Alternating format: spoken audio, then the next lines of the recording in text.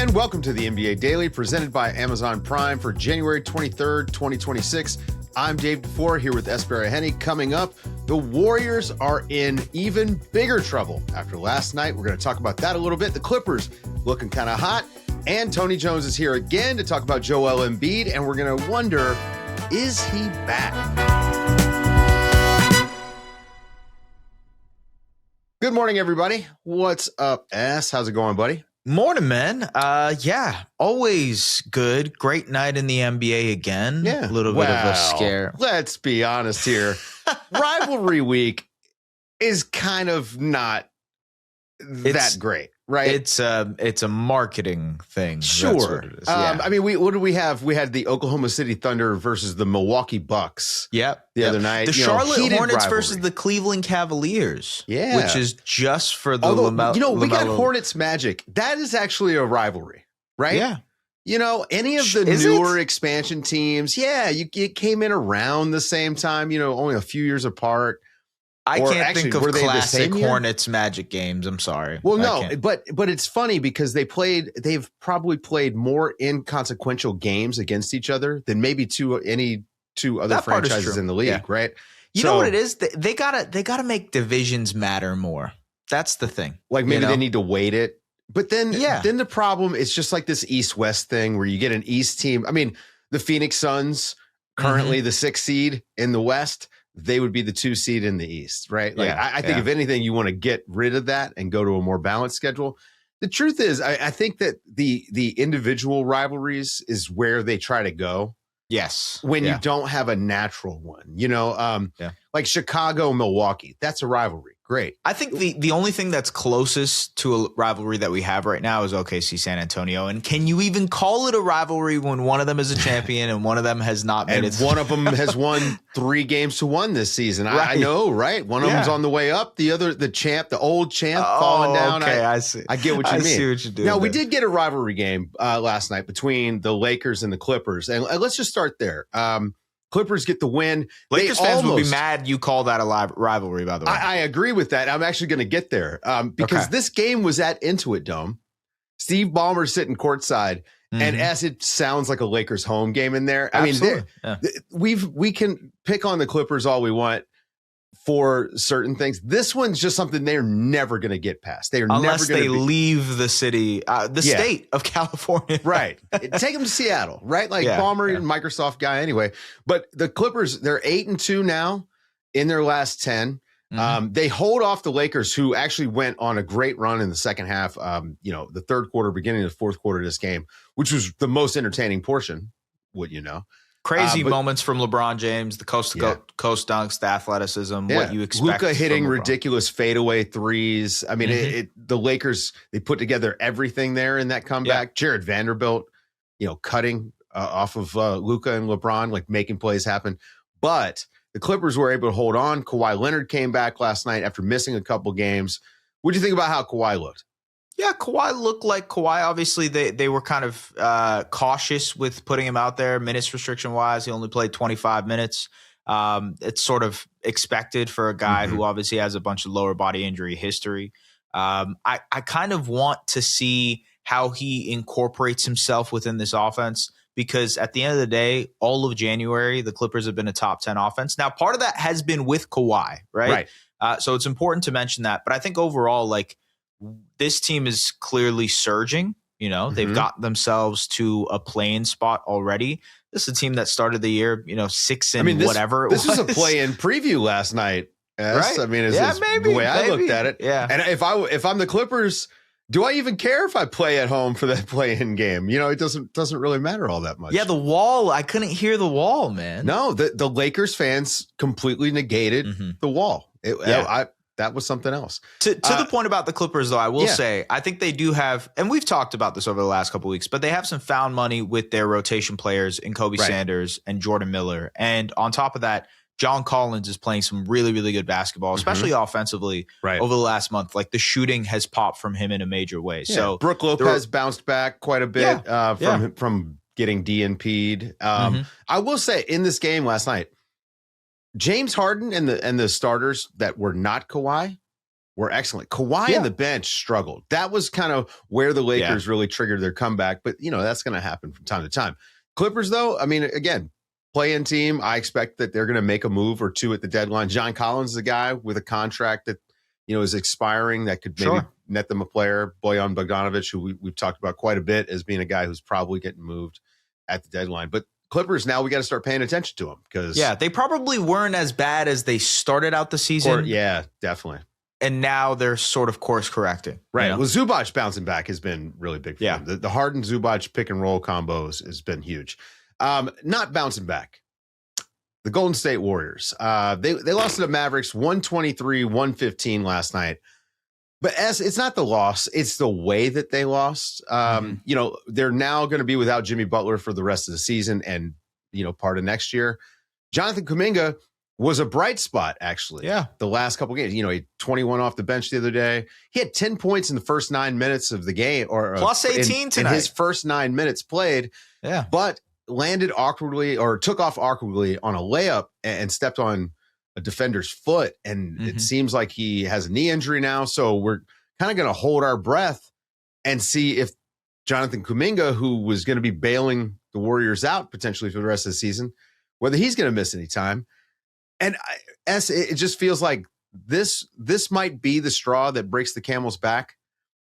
But there was a moment in this game that broke them for the game. And I don't know how, if you're the Warriors, you think you can go forward with what you've got. Draymond Green tanked this game for the Warriors last night. He committed a flagrant foul, and the Mavericks, the game was 102-101 when he did that. Mavericks had a 1-point lead. The Mavericks proceeded to go on an 11-0 run. The game is over after that. Draymond took the Warriors out of their rhythm, and they never found it again. Yeah. Have you ever seen anybody commit 4 fouls and 1 flagrant foul in 3 minutes of basketball? I'll be honest here. I thought I had missed something, and Steph Curry had tweaked his ankle and was out of the game, and Draymond was just doing the thing where he's like, I'm out too. I'm out.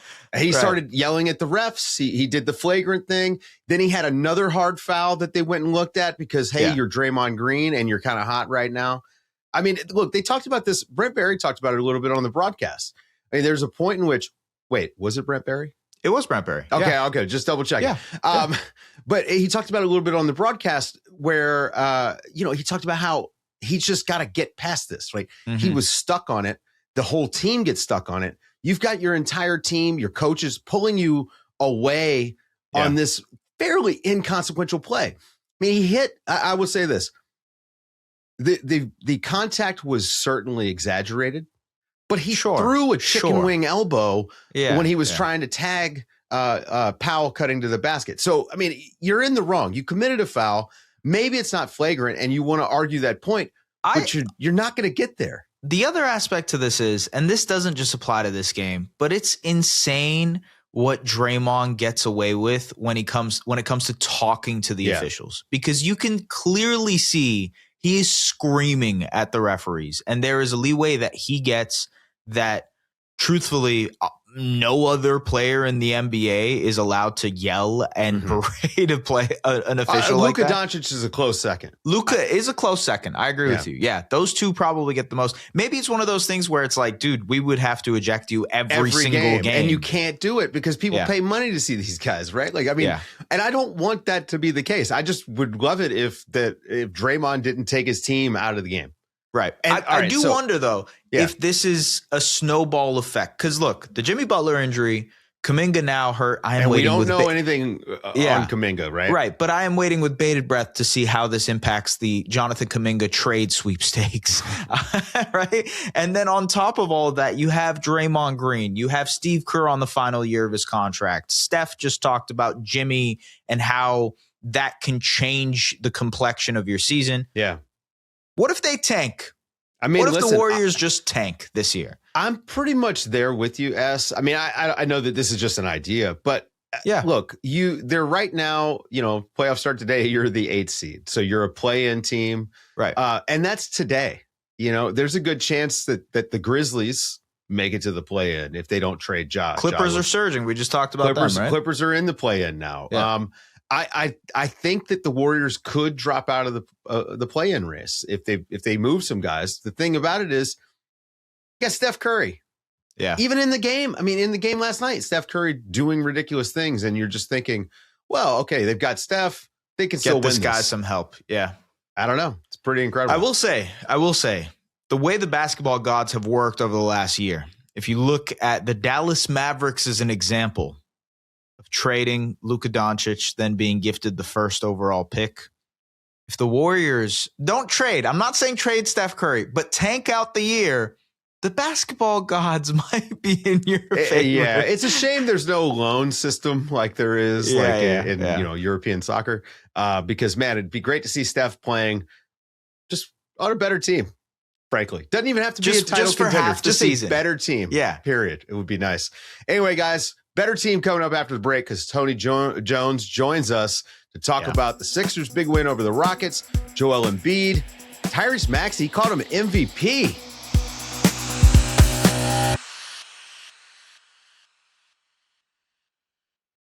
Oh, we had a heck of a game last night, between the Rockets and the Sixers in Philadelphia. We got Tony Jones here to talk about it. And unlike last time, Tony, the Sixers did not lack energy. I would say they maybe had too much energy. We got an overtime that we probably shouldn't have had because of a missed goaltending call.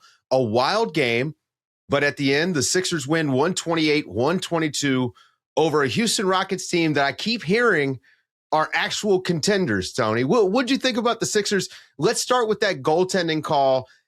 How did they miss this? Well, things happen. You miss calls all the time. This should not have been missed. It was a clear goaltend.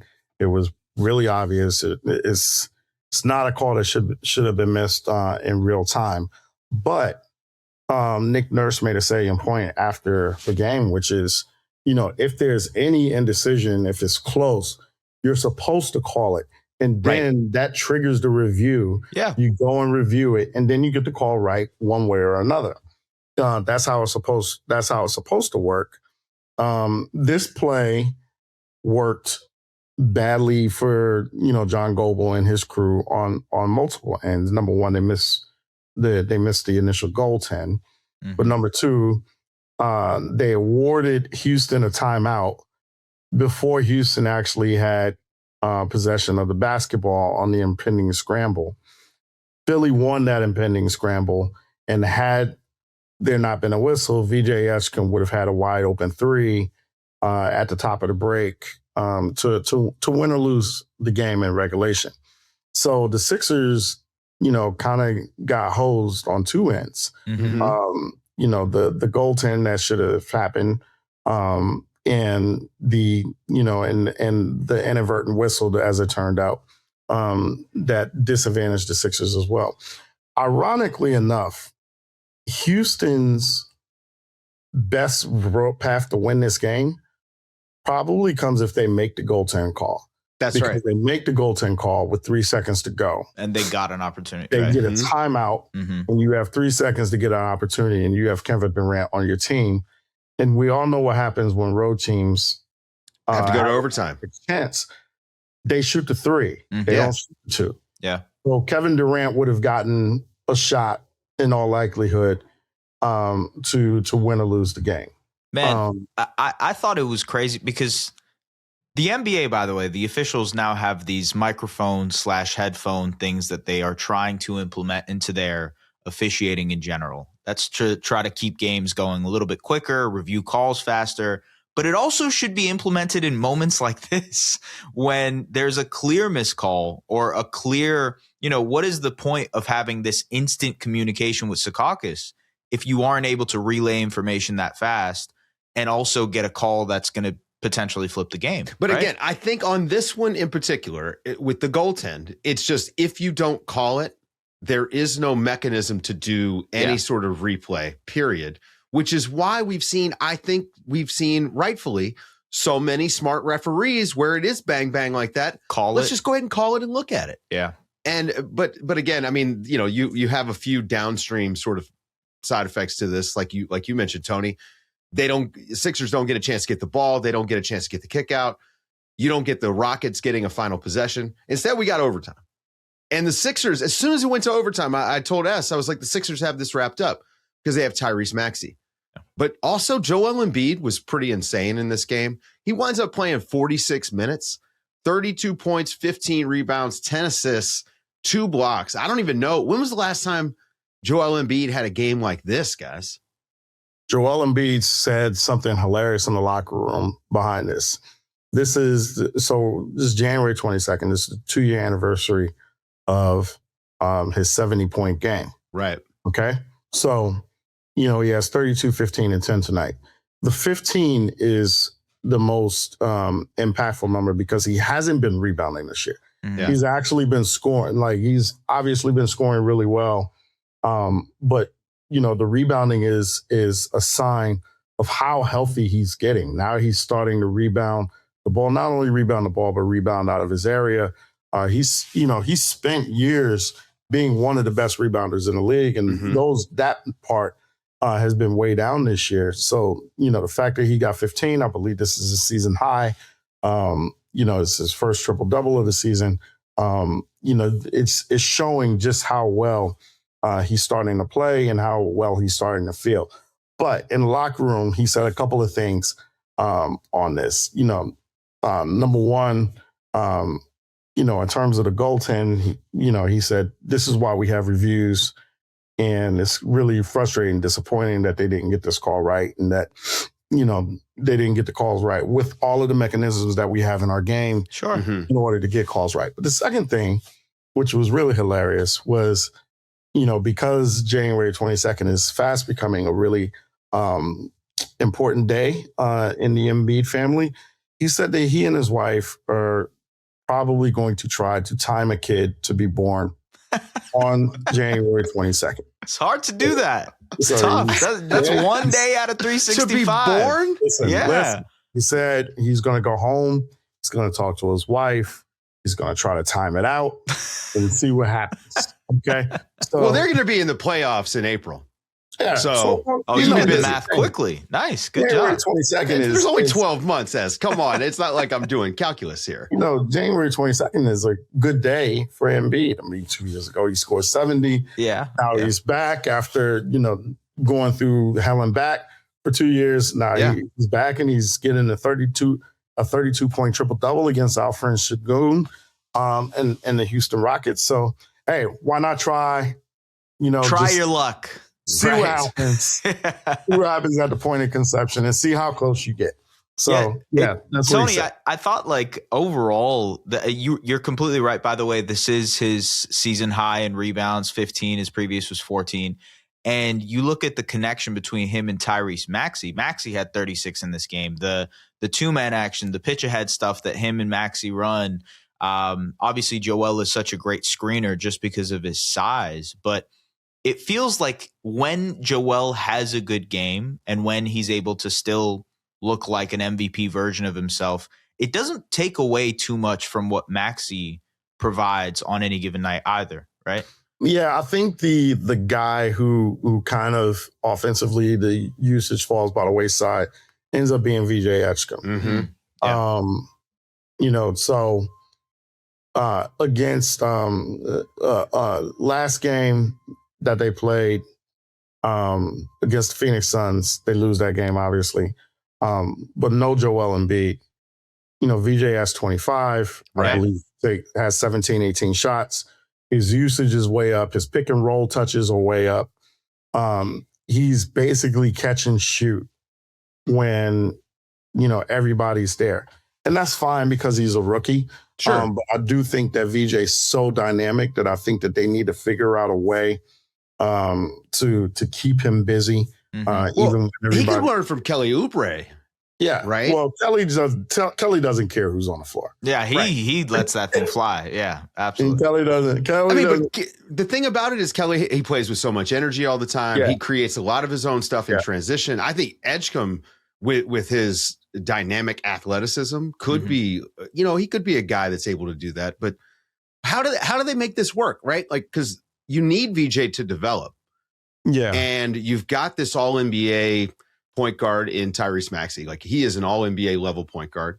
you've got Joel Embiid trying to find his way, looking more and more like himself. And we don't know that he'll ever get back to that MVP level, but I mean, he's better than VJ Edgecombe, right? Like, you want to ride Joel Embiid. I think Joel's back to an all-star level right now for sure. He definitely was last night. Yeah. He's at around 28 points a game in his last 15. I mean, those just aren't pedestrian numbers. Sure. You know, not everybody can just put those up. So, you know, the question for me isn't offensively for him. It's defensively. How far can he get back defensively? What people don't understand about Joel Embiid is at his peak, I thought he was the second best defensive center in the league. Absolutely. Behind Rudy Gobert. Yeah.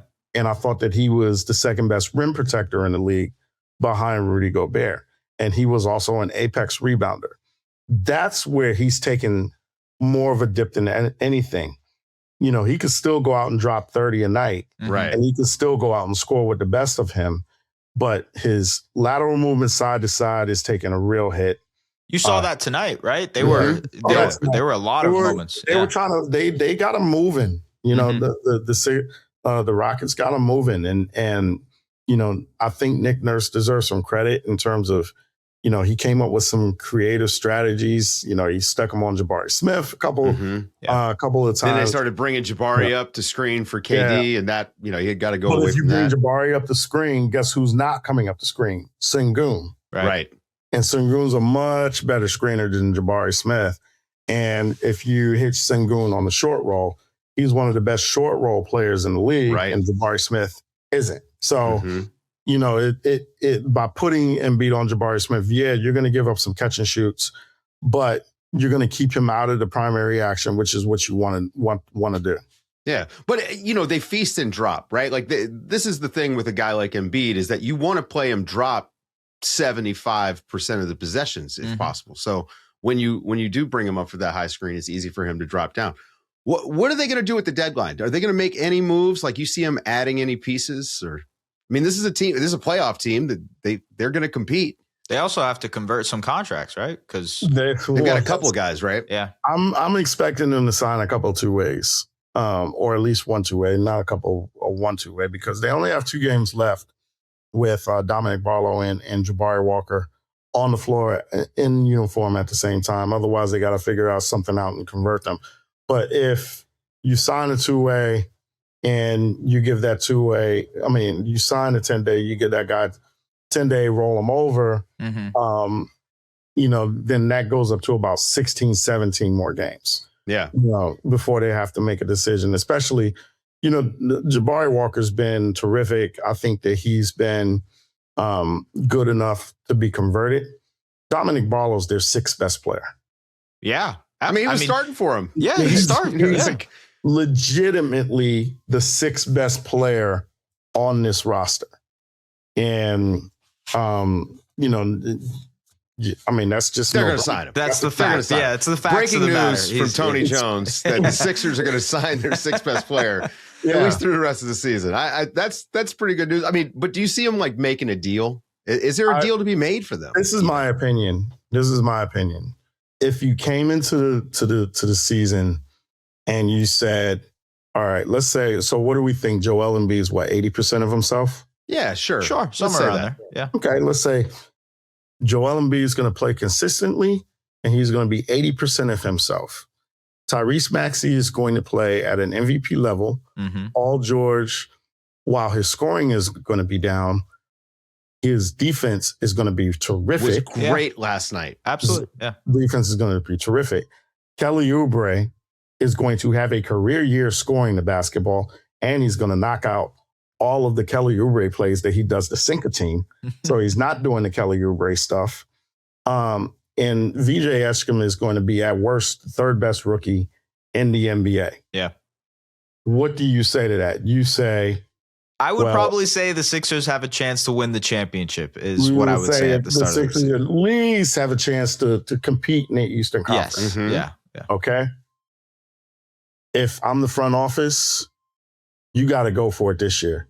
The East has never been more wide open. But what does that mean for Philly to go for it? Is it just keep this roster, or is go out and find someone? I mean, do you call? Well, let's say we do something on the edges of the roster. Okay. What the hell is Sacramento doing with Keon Ellis? Okay. So I'm calling Sacramento and I'm offering a couple seconds for Keon Ellis.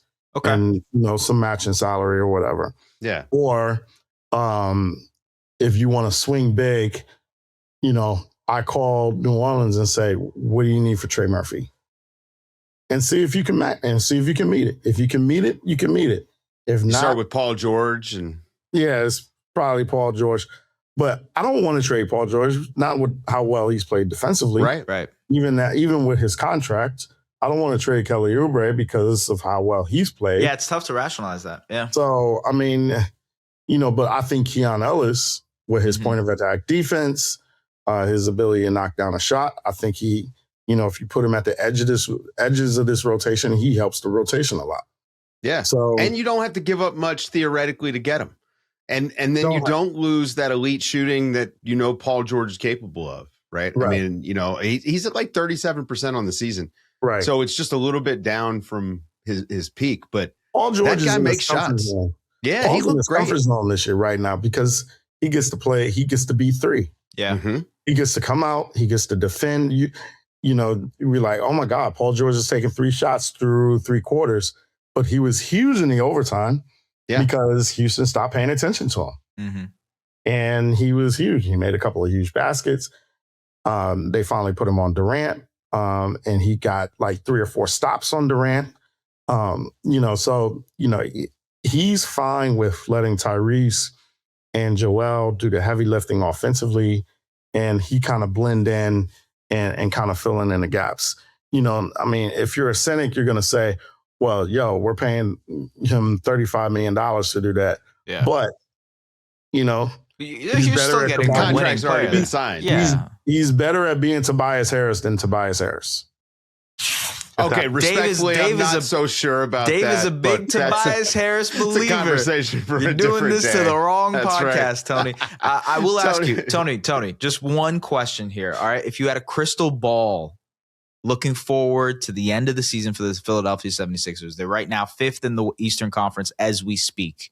We just talked about their chances and the opportunity that they have this season. Where do they end up if you're looking at that ball? I look at this roster, and it's interesting because I've had several conversations about this. I don't think this is an 82-game roster. I think this is a 16-game roster. Mm-hmm. So for me, it's a mixed bag because I think that if you get the Sixers to the playoffs, I think they can compete with anybody in the East. I think that if you went on up and down the East right now, I would say this. I would say the Sixers would have a really, really, really tough time beating Detroit. I think that Detroit's a bad matchup for them. Yeah. I think that Cleveland's a bad matchup for them, as we've seen over the last 8 or 9 games between these two teams. However, Cleveland can't beat anybody else other than Philadelphia, so they're still like 7 or 6 or whatever. Right. So they're not really going to see them. But I think the Sixers are a bad matchup for the Knicks. Mm-hmm. I think they're a bad matchup for the Raptors. Oh yeah, and I think it's a toss. It's a toss up with Boston. So, it's a good chance. That's a good chance. I wouldn't say it's a good chance. The problem is you have to get to the playoffs, right? Because you have to make your way through the 82 games of the regular season. Right. You have to make your way through the pace of play. The difference with the Houston game last night is that was a playoff play game. That was a half-court game. That was a game played. That was a game played in 47 feet, not 94 feet. And if you looked at Tuesday against Phoenix, that game was played 94 feet. Right. And the Sixers really struggled to play in that game. So, they have to figure out a way to manage the injuries, manage the availability and the inavailability, and get to April in full health. But you don't want to get to April in full health being a 7 or 8 seed. They need to be the 4 seed at the least. 4 or 5 is where they need to be. Yeah, you got to stay in that 4 or 5 6 at the very worst. I don't even want to see Boston in the first round. Like, you want to avoid Detroit. You want to avoid Boston in the first round. Let's be real. You want to play the Raptors in the first round. You do want to play the Raptors in the first round? The Sixers are a nightmare matchup for the Raptors. They absolutely are. Especially Maxey. Maxey drops like 40 on them every single time. Yeah, he drops 40 on them every single time, and then you're guarding Joel Embiid with Jakob Poeltl. Exactly. Yeah. That's a wrap. Yeah. Guys, Tony Jones knows ball. Go and read him over at The Athletic. Thank you, Tony, for hanging out with us. Thanks to S. My guys. As always. I appreciate y'all. Always a good show when Tony's here. I'm Dave DuFour. This has been the NBA Daily. Thanks for hanging out with us.